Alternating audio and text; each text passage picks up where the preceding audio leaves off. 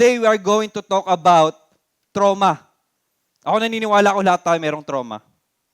Meron trauma. Meron akong nakita, tumama yung mata ko sa kanya at tumango siya. Nag-agree siya. Lahat tayo merong trauma. Hindi ko alam kung ano yung trauma mo. Mamaya, pag-uusapan natin yung iba't ibang klase ng trauma. And I know na mahirap isipin ang trauma. That's why it's called trauma, tama? Kaya nga trauma eh. Kasi ayaw natin alalahanin yun eh. Tama? Andun yung sa puso natin, merong kwarto sa puso natin na nakalock at merong nakapaskil, do not touch. Pag meron tayong trauma, ayaw natin isipin, ayaw nating i-reminisce, ayaw natin na panoorin ulit sa isipan natin. But I'm urging you, ngayon, I want you to open up that door, kung ano man yung trauma na yan, kasi ngayong umagang ito, ngayong araw na ito, ibibigay natin yan sa Panginoon. Ibibigay natin yan sa Diyos. Okay ba? Lahat tayo merong iba't ibang trauma. Hindi ko alam kung anong klaseng trauma meron kayo. Because trauma doesn't start on the surface. It starts in the soul. At pag yan ay nasa soul natin, it must be healed by the Holy Spirit. It will never be healed kung hindi natin yan idadalhin sa liwanag. So masakit man isipin, masakit man i-reminisce. I don't know about you, maybe merong tao na nakaranas ka ng matinding rejection. Maybe nakaranas ka ng abandonment. I don't know. Maybe nakaranas ka ng masasakit na salita dun sa taong pinaka-importante sa'yo. Maybe nakaranas ka ng abuso nung ikaw ay bata. Most of our traumas nanggaling mula nung tayo ay bata. Childhood. Tama? Most of our traumas. Most of our fears. Most of our phobias. Nakuha natin yan kung saang lugar tayo lumaki. Nakuha natin yan sa loob ng bahay. Minsan yung cause ng ating trauma ay yung mga taong importante sa buhay natin. Minsan magulang natin mismo. Tama? And it's a cycle. Kasi yung trauma nila, nakuha nila sa kanilang mga magulang, naging cycle, ikaw din, nakakaranas ka na rin. Nararanasan mo rin yung trauma na naranasan nila. It's a cycle. And that cycle should break at hindi na magpatuloy sa susunod na henerasyon sa iyong mga anak. Because trauma, nangyari man yan sa nakalipas, kahit na antagal lang panahon, sabihin ko sa inyo, kahit na i-deny, kahit na i-reject ng iyong isipan, kahit sabihin mo, time will heal, kahit na sabihin mong, matagal na yon, naka-move on na ako. Church, pag sinabing trauma, yung katawan natin, hindi yan, lagi yan makakaalala. Even if our mind reject it, even if our mind try to erase it sa memory natin, maaalala yan ng katawan natin. Kasi hindi lang yan naapektuhan yung ating memory. Naapektuhan din yan yung ating nervous system. Hindi ka nagtataka kapag yung isang taong nag-cause ng trauma sa'yo, marinig mo lang yung salita, kinakabahan ka na. Hindi mo ba minsan nagtataka ka? Merong same scenario. Nakaranas ka ng traumatic event before. At nakakita ka ng same scenario. You are not in danger, but same scenario. Pero nung nakita mo yung same scenario na yon, nanginginig ka na.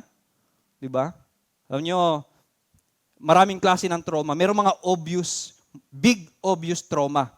Yung mga taong nakaranas ng gera, sa war, may mga sundalo, nakikita nila kung paano namatay yung kasama nila, harap-harapan, at nagkaroon silang tinatawag na war shock, na habang sila ay natutulog at merong nahulog na pinggan, nabasag, malakas na ingay, bigla silang magigising, they are alert, para silang nasa gera din, pero may nalaglag lang naman, nag-cause ng malakas na ingay. Our mind will try to erase those kind of memory, but our body will always remember. Ganun yung trauma. Ganun ang trauma. Para kang nilalagay sa isang survival mode, kahit wala namang danger. Ganun ang nangyayari. So it just doesn't affect our memories. It also affects how you see others, how you see yourself, and even how you see God. It also affects how you trust and how you love. Meron akong mga bagay na sasabihin na ayaw kong sabihin. Pero kailangan kong sabihin. Because this is the reality of life. May mga tao, mga bata, sa kanilang childhood, wala silang magandang childhood memories. Ang naaalala nila kung paano sila inabuso. May mga bata, wala silang magandang childhood memory, naaalala nila kung paano sila sexually abused. And these people na sexually abused, pag nagkaroon sila ng asawa, kahit matanda na sila, let's say 30 years old, 20 years na nakalipas yung abuso, their body can still remember yung trauma. At nahihirapan sila magkaroon ng intimacy sa kanilang asawa. That happened. Nangyayari po yan. I don't know. Tama? Merong iba't ibang klase ng trauma. Trauma rewrites our brain. Binabago niya yung wiring ng ating brain. Pumupunta tayo sa survival mode. That's why you overthink kung ano yung sinasabi ng ibang tao sa'yo. Because maybe, before, nakaranas ka kung paano ka i-betray ng iba. You always assume people will leave you kasi naranasan mo kung paano ka ma-abandon na.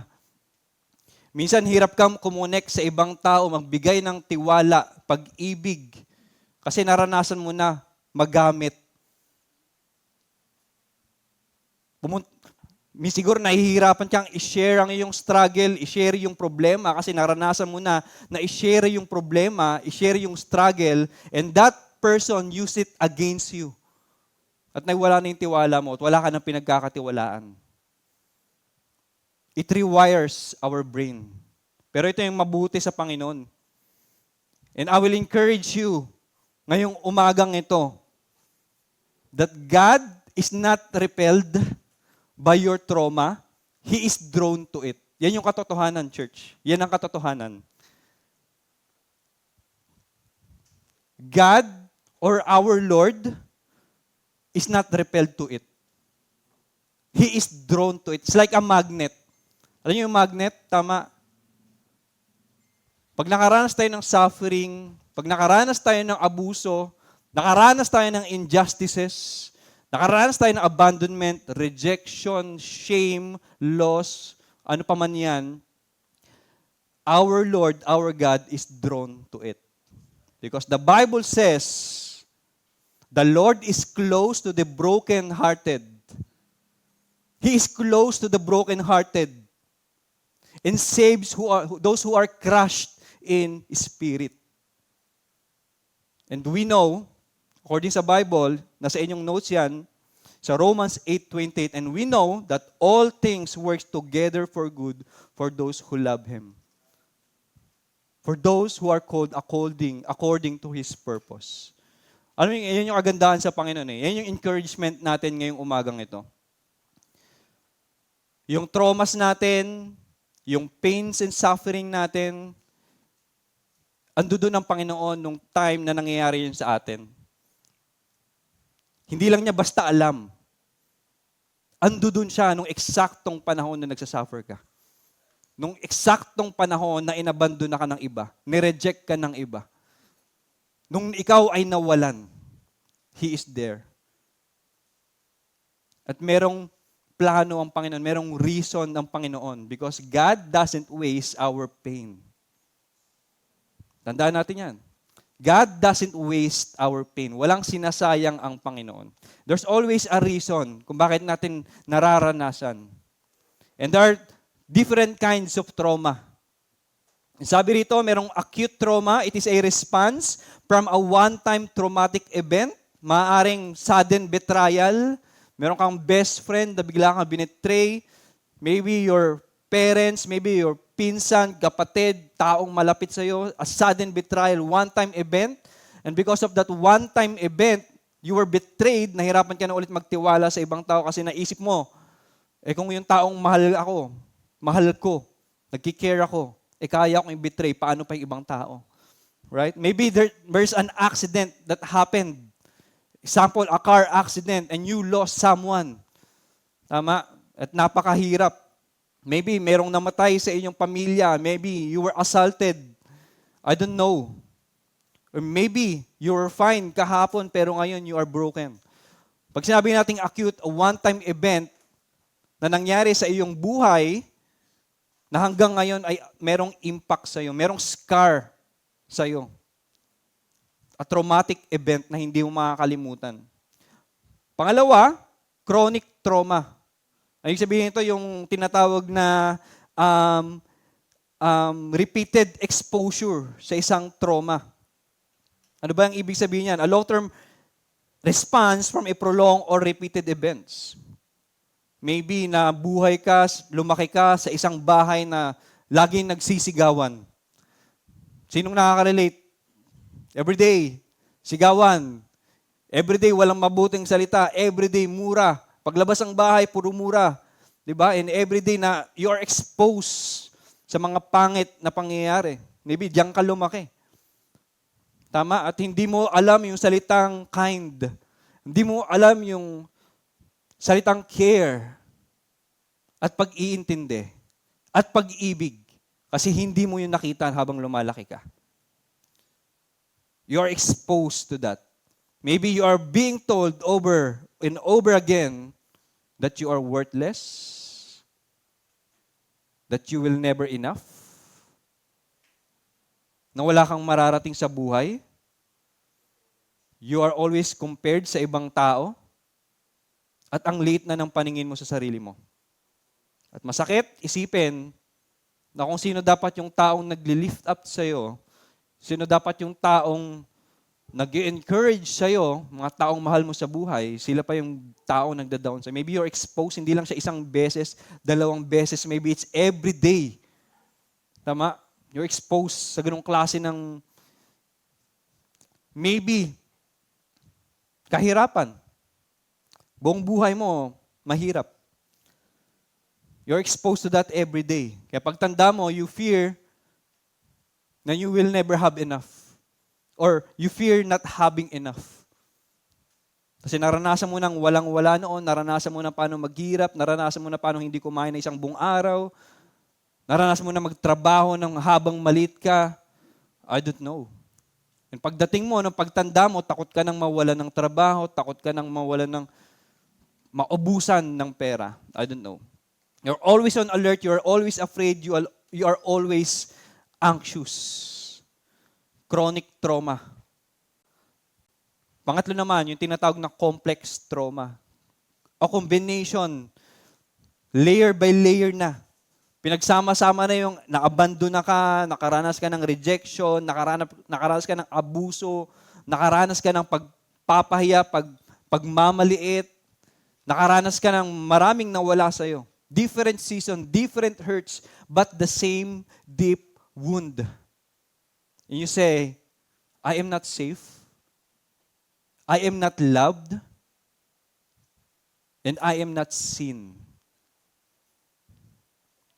Hirap pag-usapan yung trauma, tama? Hanggat maaari, gusto lang natin puro positive. Masaya. Tama? And sabihin ko sa inyo, maraming tao, ngumingiti lang. Dinadaan sa ngiti, dinadaan sa biro. Pero deep inside, kaya nila ginagawa yung bagay na kasi nasasaktan sila, nahihirapan sila. Meron silang problema na matagal nangyayari sa buhay nila, pero hanggang ngayon, minumulto pa rin sila. Church, I want you to encourage today, ngayong umagang ito, na mahal ka ng Diyos, that you are seen, that you can be healed. Yan yung pag-uusapan natin ngayon. 3 ways to seek healing from trauma. And biblically, recognize ang trauma sa Bible. It is not a sign of weakness na kakaranas ka ng trauma. Hindi ibig sabihin na Kristiyano tayo ay hindi na tayo makakaranas ng trauma. Na hindi na tayo makakaranas ng pain, ng suffering. No. Because there's actually a lot of Bible characters sa Bible na nakaranas ng trauma. Sobrang dami. Yung mga kinukuhaan natin ng lakas ng loob when we read the Bible, yung mga tao na hinahanapan natin ng encouragement that we really look up.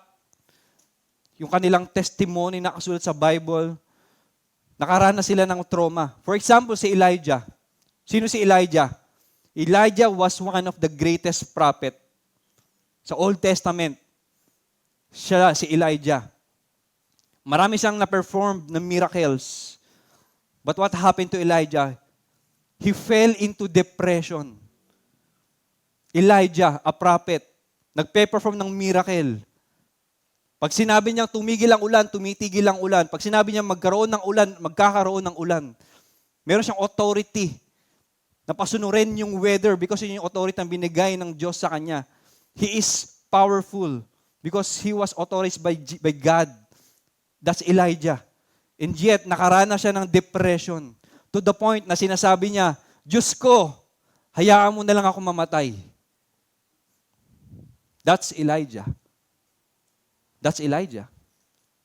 Job. Tama, si Job. Nasa kanyang lahat, marami siyang anak, marami siyang kaibigan, mayaman, meron siyang asawa, pero lahat kinuha sa kanya. At ang sabi ni Job,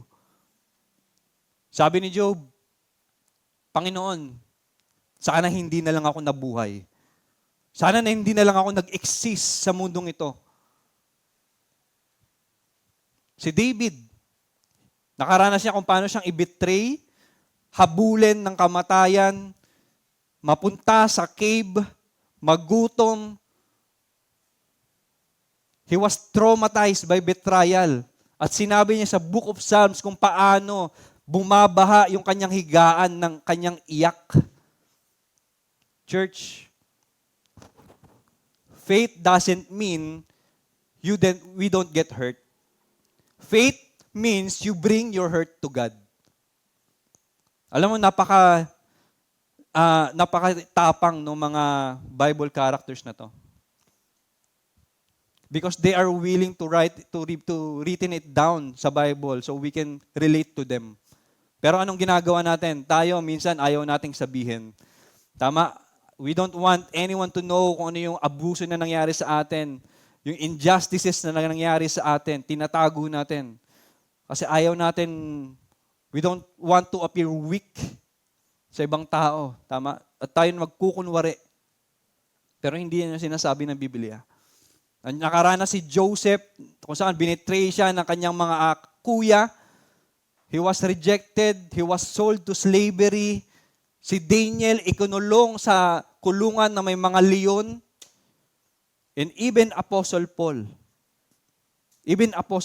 There are few places Paul faced traumatic events. Few places. Pero di ako naniniwala, unti yan, napakadami yan. Damascus, Antioch, Iconium, Lystra, Thessalonica, Berea, Corinth, Jerusalem, those are the places kung saan hindi in-accept si Paul, tinataboy, nire-reject, tinangkang patayin, at pinapatay, at hinayaang nakabulagta sa daanan. Kasi at iniwan, at akala ng tao patay na. Imagine the persecution that happened to Apostle Paul. Faith doesn't mean you don't get hurt. Faith means you bring your hurts to God. Sasabihin ko sa inyo and I want you to remember this. This is very important. You can be full of faith and still experience pain. Okay? You can be full of faith and still experience pain. Hindi ibig sabihin na matagal ka ng Kristiyano. Hindi ibig sabihin na mahal mo si Kristo. Hindi ibig sabihin na you always pray, lagi ka nagbabasa ng Biblia, you always depend on Him. It doesn't mean na hindi ka makakaranas ng pain, ng suffering, ng trauma. Minsan, inaalaw ng Diyos yung trauma, yung mga pangit na bagay sa buhay natin. Kasi meron siyang plano. It is not wasted. We can be full of faith and still experience pain. So, I'm asking you now, what traumatic event have you survived? Kasi for sure, kung bakit ka nandito kasi you survived the traumatic event sa iyong buhay.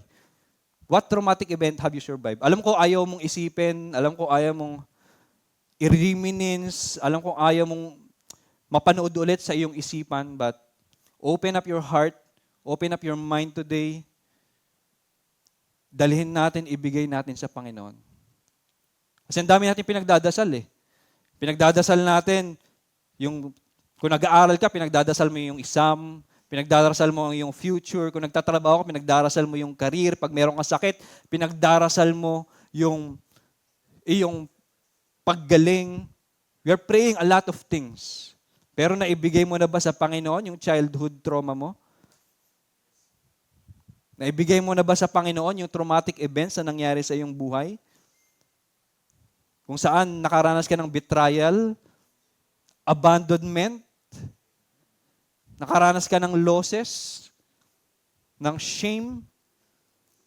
Naibigay mo na ba yun sa Panginoon? Naipagdasal mo na ba? What traumatic event have you survived but never healed from? Maaari tayo makasurvive sa mga traumatic events na to, pero hindi ka pa totally healed ngayon.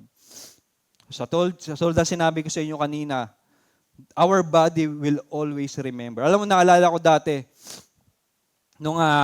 sorry, may sipon ako Nung ako ay elementary student, and isa akong notorious na mangungupit. Ba't natawa ka, Jason? Nakaka-relate ka, no? Notorious na mangungupit. At natatawa ko ngayon, pero guys, huwag yung gagayahin ng mga bata, huwag yung gagayahin. Masama po yun. Okay, masama ang mangupit pag nanakaw po yun. Dahil na-addict ako sa computer games. So everyday, 20 pesos, 30 pesos kupit. Diba, 1 oras, 3 oras na yun, di ba? Tapos pagdating ng Sabado, that's 5 hours sa isang buong araw. So, kupit. And then, alam niyo yung tipo na kahit na tapos na ako mangupit, na-enjoy ko na yung kupit, naka-recover na ako, hindi nahuli, di ba? Yung pinaka-the best feeling, yung hindi ka nahuli. Hindi ka nahuli na ng upit. Pero every time na naririnig kong kumakalansing yung wallet ng nanay ko, kinakabahan ako. Our body will always remember.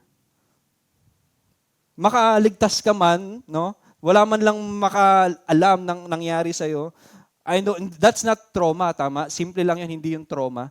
Pero our body will always remember. Ganun ang trauma kasi. Ganun ang trauma. So, which room in your heart have locked and told God, please don't touch this? Who did you lose? Who betrayed you? What moment broke you? It left a scar, and that scar left a story. But church, your story is not finished. Hindi man mababago ng Diyos kung ano yung nangyari sa nakalipas, but God can still heal your heart. There are 3 ways to seek healing from trauma. Unang-una, we process the pain of our trauma. Ano ibig sabihin ng pagpoproseso ng trauma? Ibig sabihin, you have to reminisce it. You have to cry over it. If you need to grieve, grieve. Don't deny yourself. Kailangan mong iiyak kung kailangan mong iiyak. You have to process it. Kasi ano bang ginagawa natin pag nakaranas tayo ng trauma? When we experience trauma, instead of seeking connection, we prioritize protection. Instead of seeking connection, umaalis tayo sa simbahan, umaalis tayo sa mga kaibigan, we isolate ourselves sa isang kwarto at doon lang tayo at hindi tayo lalabas. We don't talk about it. Tama? So, paano mapaproseso yun? Kung magmumukmuk ka sa isang kwarto na ikaw lang mag-isa at wala kang pinagsasabihan, it will never process. Church, unprocessed trauma will never be healed. It will never be healed. Sabihin mo yan, i-confess mo yan sa ibang tao. Ang confession, hindi lang kasalanan. Church, ang confession, hindi lang kasalanan. Ang confession, struggle din. So how are we going to process the pain of our trauma? We need to share it to save people. That's why we have church. Tama? That's why we have grow groups. That's why we have discipleship. That's why we have fellowship. We minister to one another. Sabi sa Bible, sa John 5:16, confess your sin and struggles to one another so you can be healed. So how are we going to process yung ating trauma? You need someone to talk to. Kahit na minsan mahirap yon. Mahirap i-share. Maybe takot kang makita na you are vulnerable. Maybe takot kang makita na umiiyak ka. Maybe takot ka makita that you appear weak. Pero hindi. You need to say it, confess it to people that will help you. Kaya mag-iingat din tayo. Huwag din natin basta-basta isi-share kung kani-kanino lang. May confession room sa taas, mamaya kung gusto nyo. Yeah? Share it to safe people. And I assure you, maraming leaders dito, they are safe people. Hindi nila ipagmamarites yung struggle mo. And these people will pray for you. Alam nyo, naalala ko dati, nung bagong Kristiyano ako, during service, merong isang lalaki na pumunta sa harapan. Nagkaroon ng altar call si Pastor Dan. And merong isang lalaki, bago guest, pumunta sa harapan, umiiyak. And I was compelled na lumapit sa taong ito after service at kinausap ko siya. Mas matanda siya sa akin. That time, I was maybe 18 years old or 17 years old. Bagong Kristiyano ako nung panahon yun. But I'm compelled to talk to this person, know his problem, bakit siya umiyak, comfort him, and lumapit ako sa kanya after service. And kinausap ko siya. And then, he revealed to me kung ano yung pinagdadaanan niya. Nagkaroon pala siya ng guilt that day na ayaw niya pumunta ng simbahan. Nagkaroon siya ng guilt na ayaw niyang lumapit sa Panginoon. Dahil shinare niya sa akin yung kanyang experience before. Na naranasan niya na ibenta yung kanyang sarili for money. And lalaki to. And anong feeling niya, ang dumi-dumi niya at hindi siya karapat-dapat humarap sa Panginoon. Wait, bagong Kristiyano lang ako. Sabi ko, ang alam ko lang kung paano i-share yung John 3:16. What's this? This is beyond my capability. Nako, nakita ko si Pastor Dan, medyo 5 feet away. Gusto ko siyang gusto ko i-transfer kay Pastor Dan eh. Gusto kong ibigay kay Pastor Dan eh. Si Pastor Dan nakikinig. Nakikita ko yung mata eh, sa aking peripheral view, nakatingin. Hindi eh. Ako tinawag ng Diyos para dito eh. So sige, share mo sa akin yan. Pinag-usapan namin. Ang mga panahon na yun, ang kabisado ko lang, paano i-share yung gospel. Ang mga verses na alam ko, yung Romans Road, but sabi ko sa kanya, your sins are forgiven kung lalapit ka sa Panginoon. And he cried once again, and he accepted Jesus as his Lord and Savior. And I believe, mula nung araw na yun, nag-umpisa yung kanyang healing. Church, unprocessed trauma will never be healed. Kailangan natin maghanap ng tao na mapagsasabihan ng struggle natin. Kung nakaranas ka ng abuso dati, abandonment sa iyong magulang, iniwan ka, rejection ng mga taong mahal mo, merong bagay, tao na nawala sa'yo, and until now, that scar is there, you need to talk to someone. It is not a sign of weakness. To be honest, pag sinabi mo yan, it is a sign of bravery. We don't heal in isolation. We heal best in community. Isa sa mga best example dito, walang iba kundi si Apostle Paul. Napakatapang niya. Na isinulot niya sa kanyang letter na hanggang ngayon nababasa natin yung kanyang struggle. This is Apostle Paul. Isang apostol. Tama? Sa New Testament, siya may pinakamaraming nasulat na libro na binabasa natin. At yung mga letters niya, actually, bukod sa gospel books, Matthew, Mark, Luke, John, ay isa sa mga paborito kong basahin. Kanyang mga books, yung mga ayon sa dulo, Philippians, Galatians. Ephesians, yung mga libro, yan siya nagsulat na yan, si Apostle Paul. Apostle Paul, he is brave enough to share it to the churches. Written it down in letters na until lang nababasa natin. Ang sabi rito sa 2 Corinthians 1-8, sabi niya rito, are they servants of Christ? I am out of my mind to talk like this, sabi ni Apostle Paul. I am more. I have worked much harder. Nagrereklamo si Apostle Paul. Been in prison more frequently, been flogged more severely, and been exposed to death again and again. 5 times I received from the Jews the 40 lashes minus 1. 3 times I was beaten with rods. Once I was pelted with stones. 3 times I was shipwrecked. I spent a night and a day in the open sea. I have been constantly on the move. I have been in danger from rivers, in danger from bandits, in danger from my fellow Jews, in danger from Gentiles, in danger in the city, in danger in the country, in danger at the sea, and in danger from false believers. I have labored and toiled and have often gone without sleep. I have known hunger and thirst, and have often gone without food. I have been cold and naked. And beside everything else, I face daily the pressure of my concern for all the churches. Whew. Dito sa church na to, nag-iisa lang pero 3 pastor.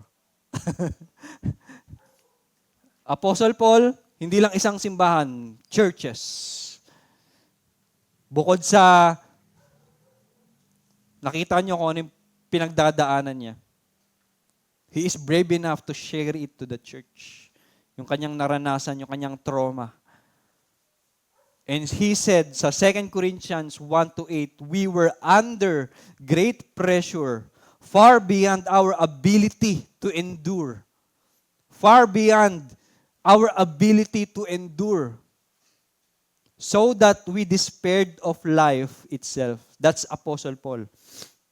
We despaired of life itself. So Apostle Paul, a man of God, the great apostle, nakaranas ng trauma. And he is brave enough to share it to the churches. And that's the example that we should do also. Pag meron kang struggle, sabihin mo sa kapwa mo Kristiyano. Sabihin mo sa kapwa mo Kristiyano. Sabihin mo sa simbahan. Sabihin mo sa grow group leader mo. Sabihin mo sa iyong discipler. Pwede kang lumapit sa any leader dito bago ka umuwi mamaya. You can share it. That's the first thing that you should do. We need to process the pain of our trauma. Kasi nangyayari, instead of seeking connection, we prioritize protection. Kasi ganun naman talaga eh. Pag nakaranas tayo ng trauma, we have to, ayaw na natin ulit maranasan ulit. So we protect ourselves. To protect ourselves, we isolate. We silence. Nagkakaroon ng protection patterns. We don't talk about it because you don't know how to, you don't want to reopen the wound. You hide it because you don't want people to see you as weak. You convince yourself, I'm okay, it's in the past. But deep inside, something is still bleeding. Nagkakaroon ng protection pattern. When we are traumatized, our brain enters a constant alert mode. Pag nakaranas tayo ng trauma, meron part ng brain natin na tinatawag na amygdala. And when it's triggered, nagre-release ng cortisol at ng adrenaline. Kaya lumalakas yung kabog ng dibdib mo, tumataas ang iyong blood pressure kapag naaalala mo yung traumatic event sa iyong buhay. So what will happen? Anong response? You either fight, nagiging defensive ka, nagiging aggressive ka, kahit wala ka naman sa danger. You flight, umiiwas ka sa mga taong nakakatulong sa'yo, umaalis ka ng simbahan, di ka Hindi ka naghahanap ng makakausap. You freeze. You are numbing your pain. Or you flow. Ano yung sabihin ng flow? You perform. I should be needed. I should prove myself needed sa lugar na to. So, hindi nila ako maaabandon na. It creates silence and it creates protection patterns. Kaya kailangan nating unang gawin, kailangan natin ng tulong ng community. Share it. We don't heal in isolation. Share it. Talk about it. Meron dito mga leaders that can relate sa inyong mga story. I believe lahat meron tayong mga kanya-kanyang trauma. Pangalawa, we should prayerfully press into God with our trauma. We prayerfully press into God with our trauma. Apostle Paul says in 2 Corinthians 12:8, 3 times I pleaded with the Lord to make it away from me. 3 times I pleaded, not just prayed. Then move on. Diba? Ganyan tayo minsan eh. We pray it once, then move on. But Apostle Paul says, 3 times I pleaded with the Lord to take it away from me. Pero minsan, alam nyo, when we pray, actually, minsan wala namang nangyayari dun sa sitwasyon eh. Lagi ko itong sinishare dati. And even before, minsan wala naman nangyayari agad doon sa sitwasyon na pinagdarasal mo. Pero meron nangyayari agad sa'yo. Merong isang kwento ng isang lalaki kung saan meron siyang malaking galit sa kanyang tatay. Meron siyang malaking galit sa tatay kasi laging nag-aaway yung kanyang mga magulang. At doon sa tatay niya, doon siya laging galit. Laging umiiyak yung kanyang kapatid. And sabi ng lalaking ito, I will never be like my father. And he prayed sa Panginoon. Sabi niya, I will never be like my father. Sabi niya. Hanggang sa makatulog na lang siya, umiiyak, praying sa Panginoon, I will never be like my father. Then paggising na umaga, he is still not okay. Wala pa rin siyang kapayapaan. Naaalala pa rin niya yung sakit nung kahapon. Panginoon, I hate what I'm feeling now. Heal me, comfort me. Then, nagpatuloy siya. Pumunta siya sa kanyang trabaho. Then, kasama niya yung boss niya papunta dun sa kanilang pupuntahan. Habang sila ay nasa sasakyan, kasama niya kanyang boss. Pagtingin niya dito sa kanyang right side, nakita niya yung tatay niya. Pagod. Papunta rin ng trabaho. Nagbibisikleta. And that moment, he was rebuked by the Holy Spirit. This is your father. Pagod. This is your father. Sa buong buhay mo ito ginagawa niya to provide for you. And that moment, that person na nanalangin sa Panginoon ay comfort siya umaga at gabi, nakaranas siya nagkaroon ng lift up or na-lift yung kanyang heavy na emosyon at pinilitan ng Panginoon. And that person was me. Church, prayer is so powerful. To be honest, the science is still catching up sa prayer. Because when we pray, yung brain natin, nagre-release yan ng oxytocin, happy hormones, dopamine, mga magagandang hormones. That's what happens when we pray. And it will rewire our brain. It will heal us, not just spiritually, not just mentally, but physically. The science is still catching up sa sinasabi ng Biblia. That's the truth. So pray. If you need to plead, if you need to pray every day, God will listen to you. Alam niyo kung bakit? Bakit makikinig sa yung Panginoon?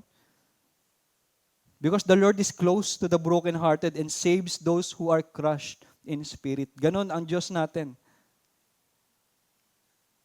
At ganon yung prayer ni Apostle Paul. 3 times I pleaded with the Lord to take it away from me. Pleaded, not just prayed. Talagang nakiusap, Panginoon, take this thorn away from me. Take this thorn away from me. I don't know kung anong thorn of the flesh yung pinagpipray ni Apostle Paul, but he pleaded, Lord, take this away from me. But instead of removal,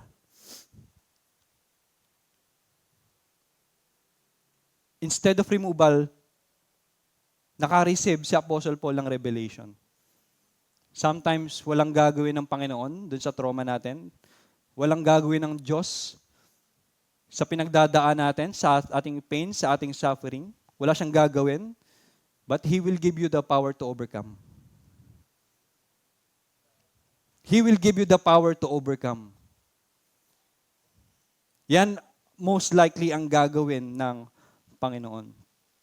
So Paul poured out his soul. He didn't pretend. He didn't perform. He pleaded. We should prayerfully press into God with our trauma.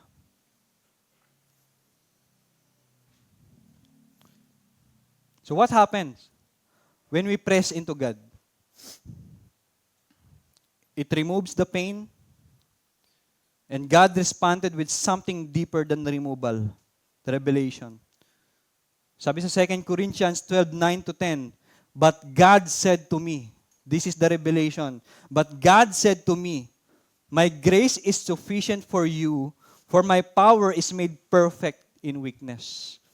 That is why, for Christ's sake, I delight in weaknesses, in insults, in hardships, in persecutions, and difficulties, for when I am weak, then I am strong. Yan yung revelation kay Apostle Paul. At yan yung revelation sa atin ngayon. Hindi na mababago yung trauma na nangyari sa atin noon. Yung abuso noon, hindi na yun magbabago, hindi na yun mawawala. Yung mga taong nag-betray sa'yo, nang iwan sa'yo, nag-reject sa'yo, mga taong nawala, bagay na nawala, pagpapahiya, shame, whatever that is, any traumatic events, hindi na yun magbabago. But God will heal you and He will give you the power to overcome. Katulad kung paano hindi tinanggal ng Diyos yung thorn sa flesh ni Apostle Paul, pero binigyan siya ng kapangyarihan to overcome. Instead of removal, revelation sa kakayahan ng Diyos. Huwag nating malitin ng Diyos. Huwag nating malitin ng Diyos. Alam mo, sabi ko nga lagi sa asawa ko pag-pray natin lahat, kahit reklamo, wala tayong itatago sa Panginoon. Kahit reklamo, sige, pag-pray natin. Alam niyo kung bakit? Kahit ano pa yan, reklamo man yan, pain man yan, suffering man yan, trauma man yan, whatever that is, God can handle it. God is big enough to handle it. Wala siyang kayang hindi i-handle. Kaya niyang i-handle yun. So, pray for it. Plead with it. And ask God to remove that pain. Kasi for sure, trauma na natin, that memory, hindi yan mawawala. Hindi yan mawawala. But God will give you the power to overcome. He will not remove it. He will redeem it for you. He will redeem it for you. We cannot heal through avoidance. We heal through encounter, and we need to encounter God sa buhay natin. Trauma makes people run from God, pero hindi dapat natin yung gawin. Because the Lord is close to the brokenhearted and save those who are crushed in spirit. Hindi lang alam ng Diyos yung pinagdadaanan natin. Nung time na nagsasuffer ka, God is there. Jesus, kasama mo siya. Habang ikaw ay inabandon, habang ikaw ay in pain, habang ikaw ay nagsasuffer, because Jesus wept. Kabisaduhin niyo yung salitang yan, Jesus wept. Napakasimple. Meron na kayong Bible verse ngayon na memory verse, Jesus wept.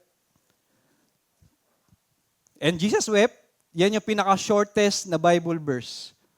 Pero alam ba, napaka-profound ng salitang yan, Jesus wept. Alam niyo kung bakit umiyak ang Panginoon? Kasi nakita niyang umiiyak si Mary, si Martha, nung namatay si Lazarus. Kahit alam naman ni Jesus na mabubuhay ulit si Lazarus, umiyak pa rin siya. Jesus wept. Bakit? Dahil meron tayong Diyos, meron tayong Panginoon, meron tayong tagapagligtas, meron tayong older brother, we have a high priest that is able to sympathize and empathize with us. Jesus wept. Nung time na ikaw ay umiiyak din ang Panginoong Yesus. Hindi lang niya alam kung ano yung nararamdaman mo, nararamdaman niya mismo kung ano yung nararamdaman mo. Jesus wept. When you are suffering, He suffers with you. When you are in pain, He is in pain with you. He understands. And God is not waiting. Hindi siya naghihintay para ikaw ay pakuin. Hindi siya naghihintay para ikaw ay judge, para ikaw ay punish. He is waiting for you na lumapit ka sa Kanya because He understands. Kaya huwag tayong tumakbo. Don't isolate ourselves. Ang relasyon natin sa Panginoon should be vertically and horizontally. Vertically sa Kanya and horizontally sa Kanyang community, sa atin. Meron tayong obligasyon sa bawat isa to minister to one another. Sasabihin ko sa inyo, maybe you have the gift to discern kung ang isang tao may pinagdadaanan o wala. Maybe meron kang ganyang klaseng gift. Nakikita mo yung isang tao na kahit walang sinasabi, kahit hindi nag-share, nararamdaman mong merong nararamdaman. Nararamdaman mong merong pinagdadaanan. And you are compelled to talk to this person. I encourage you to talk to that person. Use the gift na binigay sa iyo ng Panginoon. Kausapin mo. We have the responsibility to minister to one another.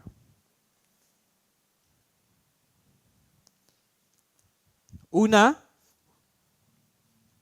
we need to process the pain of our trauma, share it. And pangalawa, we prayerfully press into God with our trauma. And pinakahuli, this is the reason why God allows bad things sa buhay natin. Because there is purpose. We pursue purpose in our trauma. Merong reason. Our pains, our suffering, mga bagay na nararanasan natin in the past, na hindi maganda, it is not wasted. According sa Bible, all things works together for good for those who loved Him and called according to His purpose. Kabisaduhin niyo yan, church. Kabisaduhin niyo yung verse na yan. All things work together for good for those who love Him. Kahit yung mga pangit na nangyayari sa buhay natin, all things, kayang gamitin ng Diyos as an instrument para sa Kanyang purpose. There's no pain that is wasted. Lahat yan ay instrumento ng Panginoon. And ang sabi rito sa 2 Corinthians 1:3-4, Praise be to the Father of compassion and the God of all comfort, who comfort us in all our troubles, so that we can comfort those in any trouble with the comfort we ourselves receive from God. That's the purpose kung bakit inaalaw ng Panginoon na magkaroon tayo ng trauma. Bakit inaalaw ng Panginoon na maabuso tayo? But inalaw ng Panginoon na makaranas tayo ng abandonment, rejection, ng loss, ng shame. Because God wants us to be comforted by Him. So we can be comforter. Yun ang ibig sabihin nun. Sa trauma natin, there's purpose. We are comforted so we can be a comforter then. Trauma is not our identity. Trauma never dictates our identity. Actually, ang trauma natin will be our testimony. So other people will be blessed. Isipin nyo na lang kung lahat tayo walang trauma, lahat tayo walang naging problema, hindi tayo nakaranas ng pain and suffering. Then merong pumasok dito, merong naging problema. How this person can relate to us? How can we relate to that person? How can we help him or her? Hindi. Tama? Never. Hindi natin siya maiintindihan kasi hindi natin naranasan. Hindi natin alam kung paano i-comfort kasi hindi natin naranasan paano i-comfort ng Panginoon. That's why there's purpose kung bakit naroon tayong mga inaalaw ng Diyos, may mga pangit nangyayari sa buhay natin. So we can experience the comfort na nanggagaling sa Panginoon so we can be comforter sa ibang tao. Trauma is not the end of your story. It may actually the birthplace of your God-given purpose. Kasi yung ibang tao, may mga pangit na nangyari sa buhay nila, may mga trauma sila. Meron akong isang nabasa na isang babae, 8 years old, she was sexually abused ng kanyang tito. And pagdating niya sa tamang edad, nag-serve siya sa simbahan, nakakilala siya sa Panginoon, nag-serve siya sa simbahan, and every time na nagpipreach yung pastor about purity, nakaramdam siya ng guilt because of her past trauma. He was sexually abused when she was 8 years old. Every time na nag-preach yung pastor about purity, yun yung kanyang nararamdaman, guilt. And sabi niya, hindi ako karapat-dapat. Pero nung kumausap siya ng isang tao, nakaranas siya ng healing mula sa tao na yun. And he regained herself.